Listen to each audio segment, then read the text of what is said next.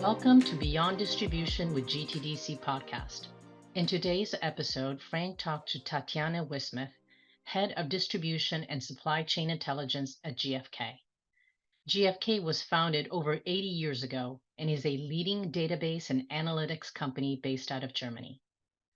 Tatjana shares her thoughts on how distributors are embracing data to make decisions in their own workplaces and in service of the customers, the potential AI can provide in helping interpret and digest data, and post-pandemic trends. Listen to this episode of Beyond Distribution with GTDC for the full details. Hey, welcome everybody to the next edition of Beyond Distribution from GTDC. I am delighted today to have as our guest one of our longtime GTDC partners, Tatjana Wismeth from GfK. And Tatjana is the head of distribution and supply chain intelligence at GfK and has been working with us, Frankie, for quite some time, certainly before I got here. So Tatjana, welcome. Thank you, Frank. I'm delighted to be here, and thank you for that. Yeah. So before we get started and start to pull out all that intelligence that you have regarding what's happening in the market, from an IT standpoint and certainly from a distribution standpoint, let's talk a little bit about you. How'd you get started in IT? How did you end up in the role that you're in? Let the listeners kind of get a sense for that. Yeah, absolutely. So I started actually quite some time at GfK as an industry analyst, predominantly in the IT industry, so helping manufacturers in first place to understand what is currently going on in the market, what are trends and drivers. And what led me to that position was kind of curiosity. So I'm a very curious person. I'm looking for challenges and I'm looking for highly dynamic markets. So for me, it was a natural fit to actually enter the IT industry and to work with those manufacturers. And then I got the opportunity to change my role within GfK and transition a bit from the IT focus to a broader view working with distributors worldwide. So this is where I ended up to actually lead our distribution panel, which is now available in over 45 countries worldwide and belongs to one of the largest distribution panels that is available. Yeah, well, that's great. And certainly, I've been in the industry over the years and from a different standpoint, on the vendor side, and I've seen a ton of changes and transitions, as it relates to what distributors are doing and how they do it and how they're doing it. You must be experiencing the exact same thing. Absolutely. Yeah. I think the last years have been tremendous, and we have transitioned a bit from changing form factors to really changing business models. And we are just in that era of data-driven decisions, and where it becomes even more important to make profound insights and to have actually, data backed up decisions in the workplace. Yeah, no, that is a transition that is happening.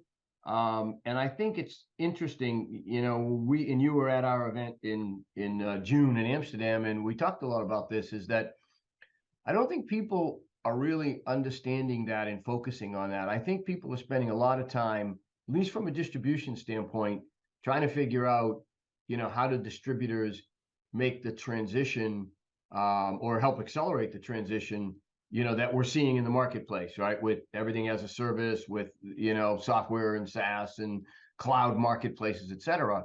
And the piece that's getting overlooked, I think, is the ability to make data-driven decisions and utilize that data that's been there for a long time, but probably hasn't been utilized as well as it should. You guys certainly know that because you have all that data, right? Yeah, exactly. I think I see it in the same way. So I guess distributors in the past have focused a lot on the fulfillment, and nowadays to provide services, as you perfectly said, or transition into kind of this managed service solution provider. But the question for the future is also to make data-driven decisions, or even to have data-enabled tools that they apply. So this is where actually I think distributors are asked to embrace that and to use the data they have, but also to enrich that by other sources in order to actually then provide even a better service to their clients and to make consultancy to their clients. So it's a bit transitioning from the customer service portion to customer care, which is much more intensively, much more embracing technology and the things that can be driven by technology. I mean, the other side of the coin is that businesses as well as distributors need to face a data overload. And I think this is where companies like GfK actually tremendously help to extract the right signals from all that noise which is in the data, and to focus on what is really important and to pinpoint, let's say, the right things that they should focus on. Yeah, and that's an excellent point. And so let's expand on that a little bit. How do you do that, right? Because to your point, and I've sat in certainly over the years and lots of presentations, but frankly, the ones that you guys have done are full of a lot of really good, interesting data and data points. And so how do you extract, how do we, as either a distributor or a vendor or even an end user, figure out what's important and what's kind of noise? Exactly. I think what is important here to mention is also that GfK has undergoing some kind of transition as well. So we are changing from a descriptive market research company to a prescriptive market research company. And of course, we have a lot of data, and certainly some of the audience does know our GfK presentations, which can also last a little bit longer. But we have now adopted actually also the help of technology to extract that signal. So to be specific, we introduced an online platform with artificial intelligence, which is actually telling the end user what is happening in the market and pinpointing them to the current challenges that are lying ahead or that are occurring. And then on top of that, giving as well recommendations and making the possibilities or providing the possibilities to make simulations. So if you do that, what impact does that have on my market share? And this is something that we do currently for POS data, but we are also about to release that for distribution data. And then it becomes even more interesting, because what we're able to do is as well to combine these two data sets.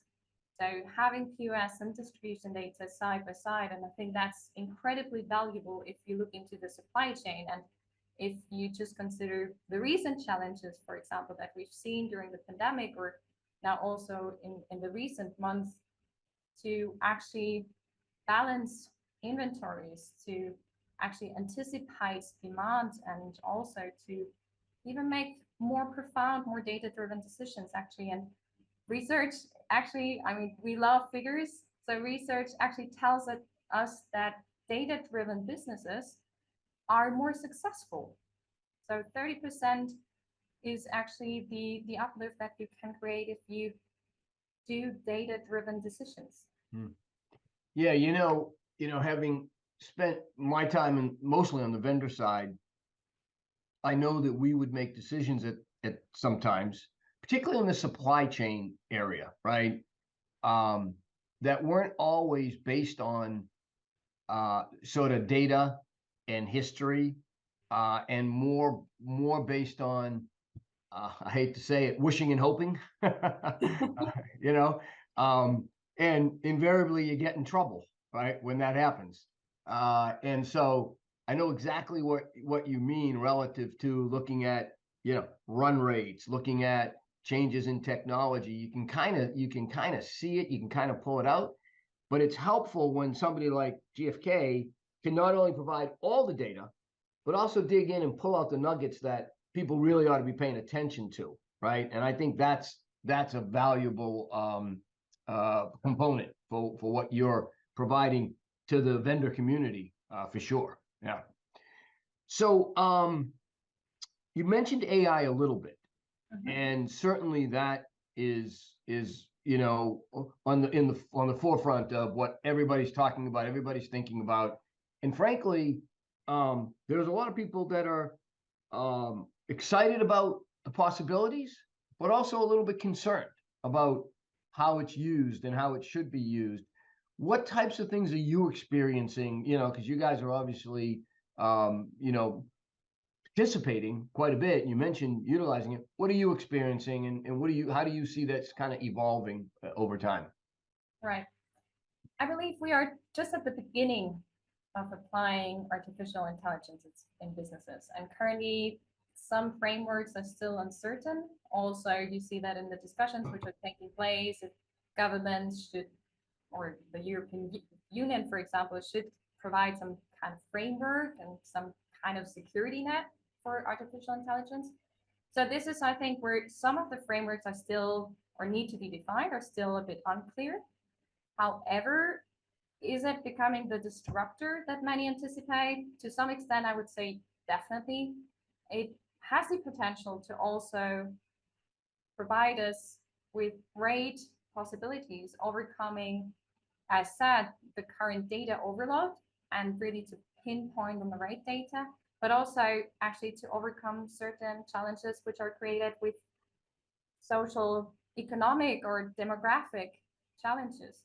So in that sense, what we experience is the essential when applying artificial intelligence comes down to the database behind it. Mm. So if you do not have a proper database behind your AI solution or your AI application, then you're getting basically in trouble.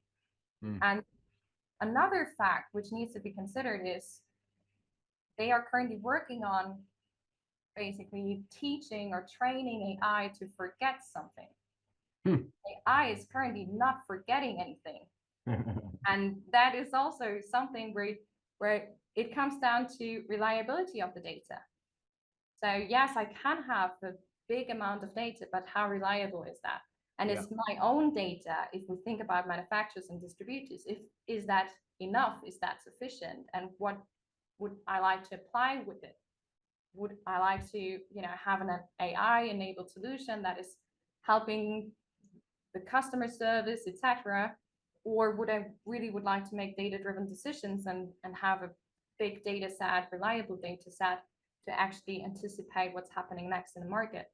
And I think that is where people need to realize that the database behind it is crucial and needs more attention as well.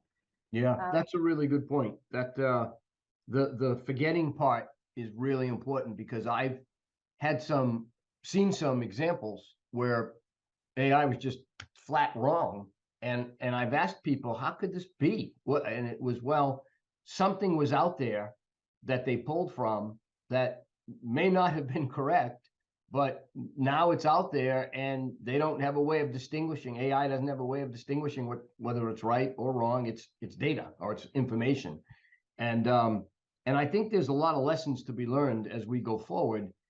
But I would imagine, with the work that you guys are doing, and with the quality and the caliber of the people that you have sort of, thinking about it and looking at it, you'll experience, you'll start to see some of these things and be able to learn from them very, very quickly. So, it'll end up being positive versus negative, which is Absolutely. Yeah. And what also comes into that play is that the complex task, the complex thinking is still with humans. Yeah. So yes, AI can analyze patterns, for example, and we have seen that in the pandemic as well, it does struggle with unexpected changes. And the humans are actually also reacting emotionally, and emotions are something that AI struggles with. So we all know that in the countries, different products were demanded during the pandemic, depending on how they actually react and how is their lifestyle, right? This is something that AI could possibly at the beginning not really consider. And this is where we as GfK as well had some learnings that indeed, even if I have an AI solution, I still need the expertise. So it's not just AI and replacing something with AI, it's rather enhancing and enriching something. And the human factor will still be in there and will still be needed, just to consider the emotional part of human habits and human behavior, as well as to deal with complexity in that. Yeah. You know, one of the things that, you know, GfK is known for, obviously, is your understanding of supply chains, you know, global supply chains. And so there's been a lot of discussion over the past, you know, 18 months, really since the pandemic, really last couple of years, about the supply chains, what's happened, why did it happen, you know, what are we doing to fix it? Is it fixed? Isn't it fixed? You know, all of that. And, you know, again, going back to my vendor days, I've seen certainly the peaks and valleys that get created. And it seems like when I think back at it, there was a myriad of reasons why, you know. But what's your take where we sit right now? You know, what have we learned from the pandemic from a supply chain standpoint? And do you see things sort of coming back to some semblance of normalcy? Or do you see a continued sense of chaos, which is, you know, you could argue we've had for a couple of years in various areas? I guess the pandemic has taught us some important lessons. So first of all, how technology actually can help us to change our lifestyle, our way we work, our way we interact. And certainly that will continue. And I think the big question manufacturers currently have is, to what extent does that, what we learned during the pandemic, what we kind of adopted on human habits, will last? And this is actually where our data as well suggests that, yes, we are currently kind of in a market decline. We do see declining demand and, you know, certain challenges in the economy as well, whether it's the conflict in the Ukraine or the inflation rates, etc. And certainly some of these factors will still proceed, or unfortunately proceed. However, we are also seeing some light at the end of the tunnel. So we do actually expect the second half year, for example, to gain back, to become a bit better, replacement cycles to kick in. And the good thing is that during the pandemic, we increased the installed base of end devices. And those are, on the one hand side, demanding now accessories and, you know, investments in infrastructure and these things. But at the end of the day, they are also up to replacement cycles, which will kick in and start to kick in also next year. So therefore, there's kind of a lift on that end. If we consider like the general market environment and also how manufacturers, OEMs, and distributors have adopted their sourcing and their supply chains, then that's also quite a learning, which is there have been very high dependencies.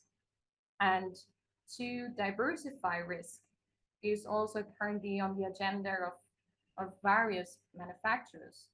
So we see a lot of nearshoring happening, a lot of governmental activities and initiatives to actually also support the industry to be a bit more local or regional, and to minimize the risk that such things have, to safeguard business, to safeguard the industry, and also to safeguard basically the applied technology, so that the economic risk is also reduced accordingly. So we don't get into a scenario where we've gotten into, really, where there's a glut of inventory and it takes, you know, months, in some cases quarters, to bleed it off, and as a result we're not getting any real growth at all. In fact, we're probably shrinking a little bit, yet there's an abundance of inventory you know, in the marketplace. So I get that. You mentioned a couple of times, and obviously you're located in Europe, and the business is focused primarily on Europe.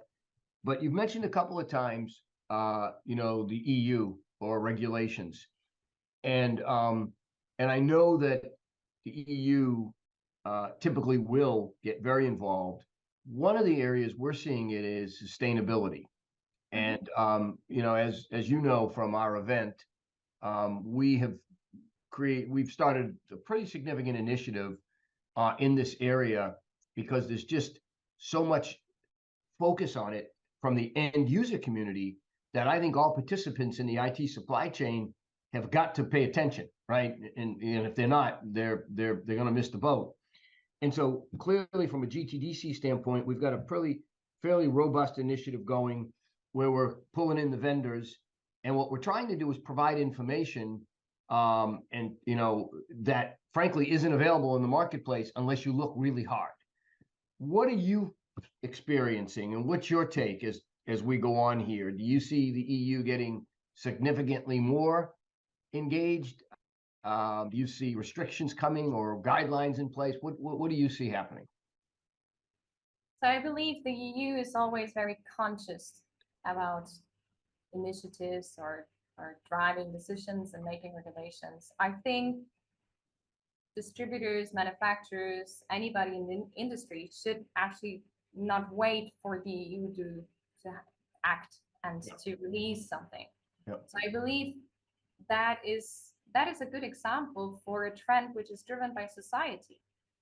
And society is, as technology is shaping society in some way and the way we work, it's also vice versa. So in this case, we do see that the demand is actually there. So by 2030, for example, 50% of the population is expected to be eco-active in some way. That means that a large portion of your target audience is demanding that.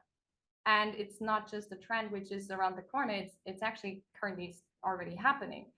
And this is why the industry and the channel are demanded to already act before there's any regulation.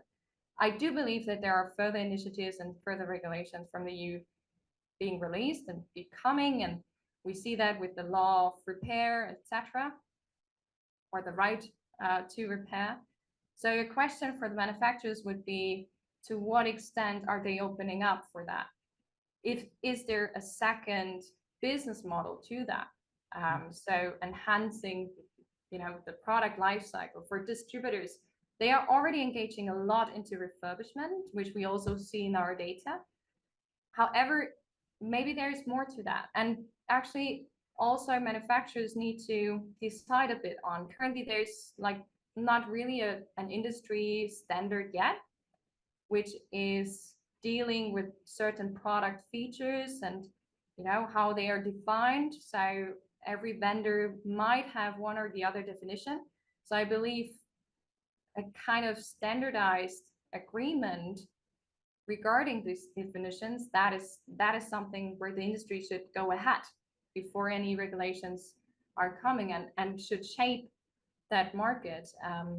If we currently look into our data, GfK is currently tracking as well what we say eco-claim features. So if a manufacturer is actually marketing something to be eco-friendly or having an eco-friendly packaging or recycled material, etc. And what is important to know in that sustainability area is that it is not just one feature that you need to fulfill or one requirement from the consumers that you need to fulfill. It's a combination of features. And that is also then justifying a premium price. So indeed, if our audience, if the industry is going ahead of that, it's a great business opportunity. So for the TCG market, for example, this 50% population by 2030 equals over $700 billion on a global scale. That's incredible.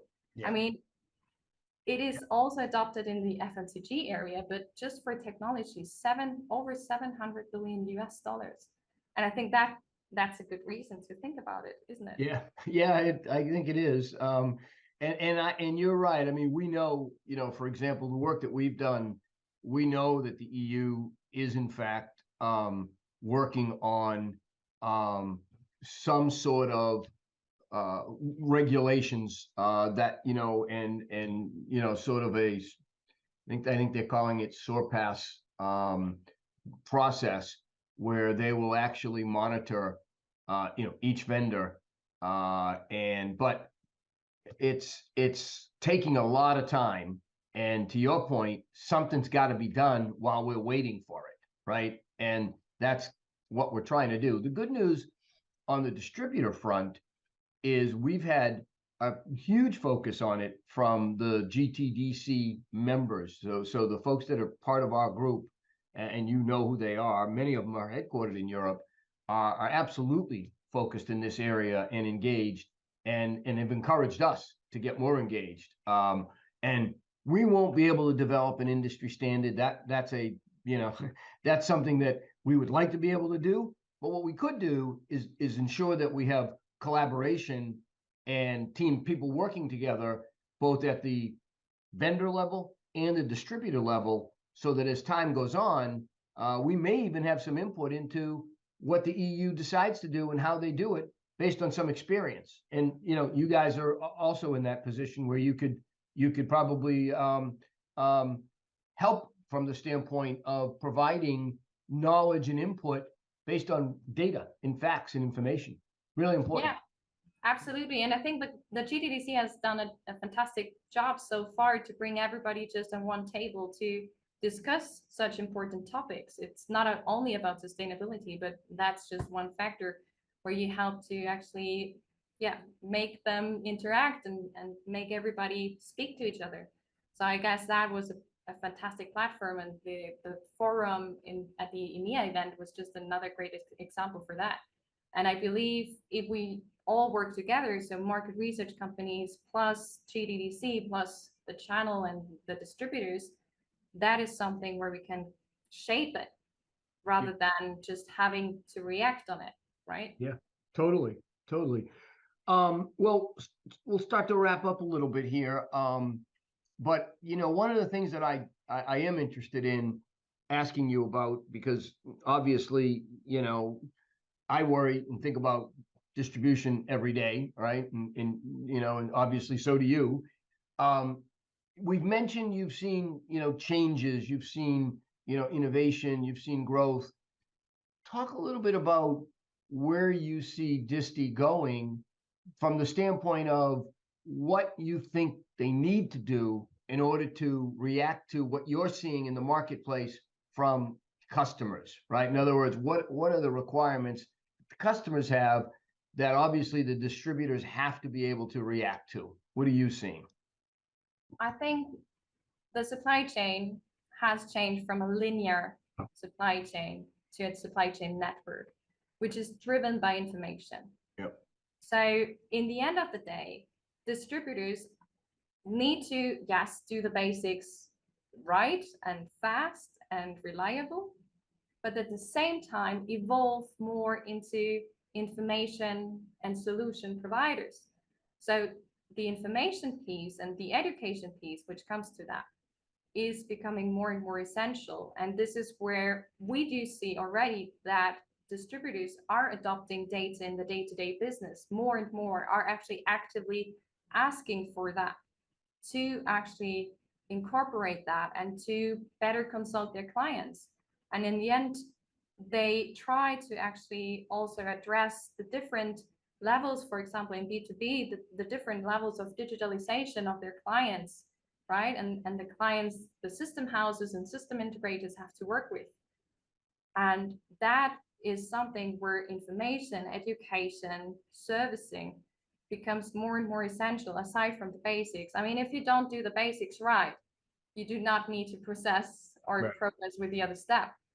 But as you evolve more into the network and vanishing boundaries between manufacturers and resellers and distributors, that information exchange, that collaboration is becoming more and more essential. And this is, I guess, where it actually comes down to data and to information and to well-equipped service teams as well. Yeah, that's the challenge these days, I have to say. Well, it is, but I also think you're absolutely right. I mean, when I talk about it, I talk about it from a foundational level. And what I talk about is that the distributors have built over, 40 years, let's say, this foundational level. And, you called it the basics, and it's the things that they have to do every day. And we all know that. But it goes far beyond that now in terms of what are you doing to build on that foundation? You don't forget the foundation and it doesn't go away. It's how do you build on it and how do you do the things that are required? And the platforms that are being built out there and the marketplaces that are being built that provide the data and provide the information and the ability to collaborate, I think is critical. So I agree with you. I think that's exactly where it's going. And, some are doing it well, some are doing it, better, but everybody's doing it. And I think it's going to be really important. Well, look, this was great. Is there anything else that we missed? Is there anything else that you want to focus on? It sounds like you guys, from what you've talked about, you got a big focus on AI, and I think that's important in terms of, where you're going. Certainly, we know that there's a whole host of people in the industry that depend on the data that you guys provide on a regular basis, including us, by the way. Any final thoughts? Any final comments?